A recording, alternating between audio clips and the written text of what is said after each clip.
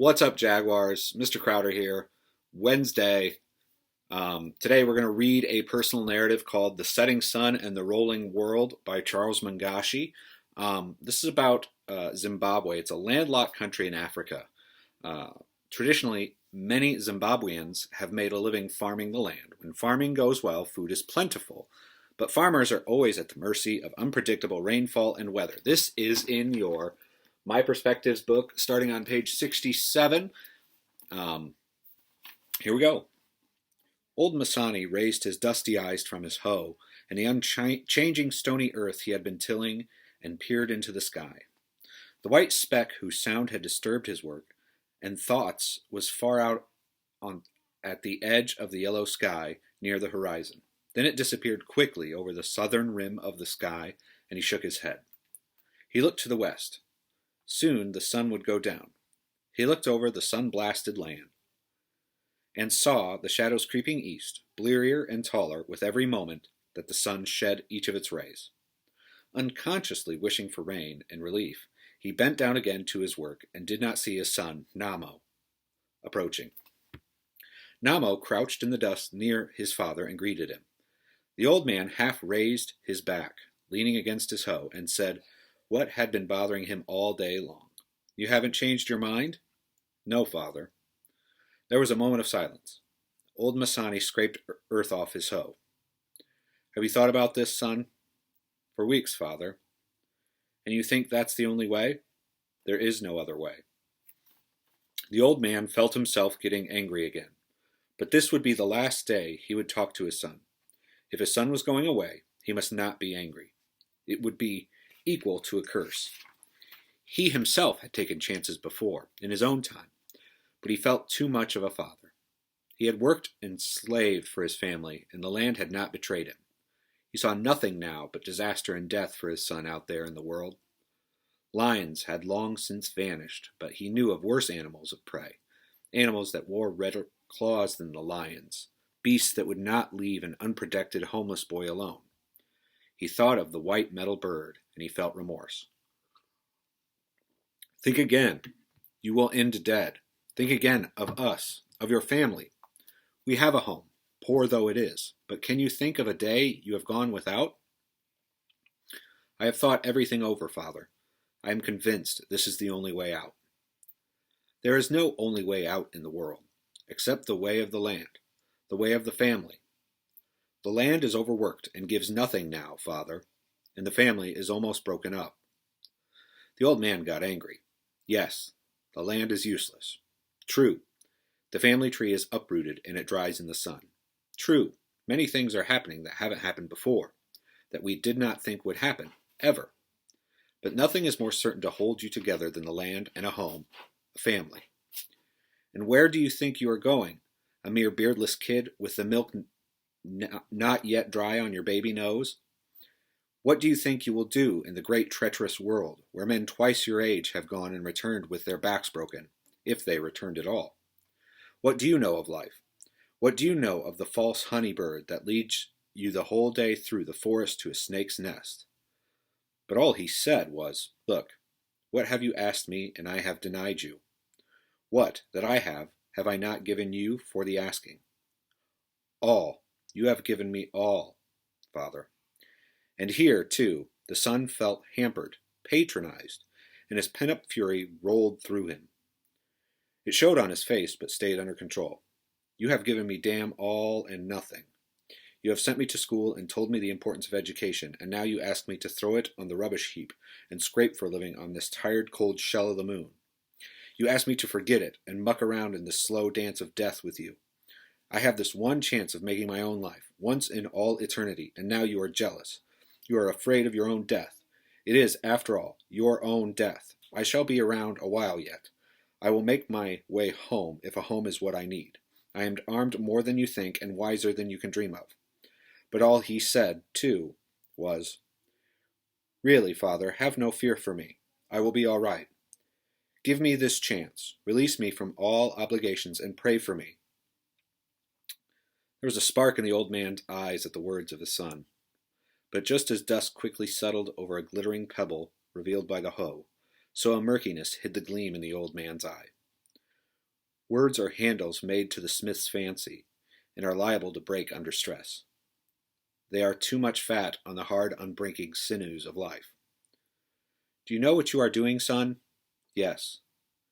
Do you know what you will be a day after you leave home? Yes, father.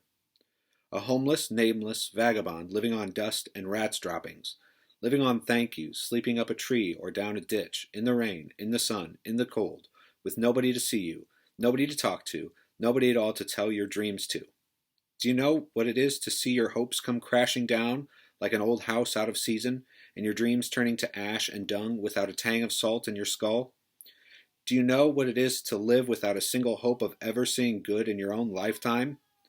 And to himself, do you know, young, bright, ambitious son of my loins, the ruins of time and the pains of old age? Do you know how to live beyond a dream, a hope, a faith? Have you seen black despair, my son? I know it, father. I know enough to start on. The rest I shall learn as I go on. Maybe I shall learn to come back. The old man looked at him and felt, come back where? Nobody comes back to ruins. You will go on, son. Something you don't know will drive you on along deserted plains, past ruins and more ruins, on and on until there is only one ruin left, yourself. You will break down. Without tears, son. You are human too. Learn to the haya, the rainbird, and heed its warning of coming storm. Plow no more, it says. And what happens if the storm catches you far, far out on the treeless plain? What then, my son? But he was tired.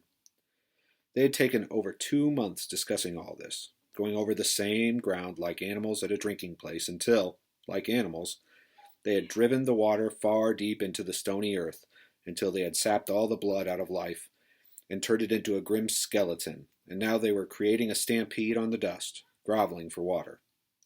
Mere thoughts, mere words. And what are words? Trying to grow a fruit tree in the wilderness. Go, son, with my blessings. I give you nothing.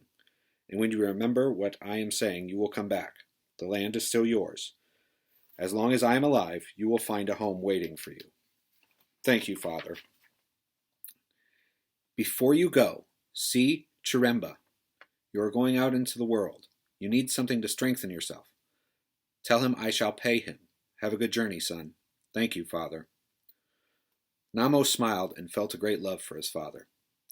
But there were things that belonged to his old word that were just lots of humbug on the mind, empty load, useless scrap.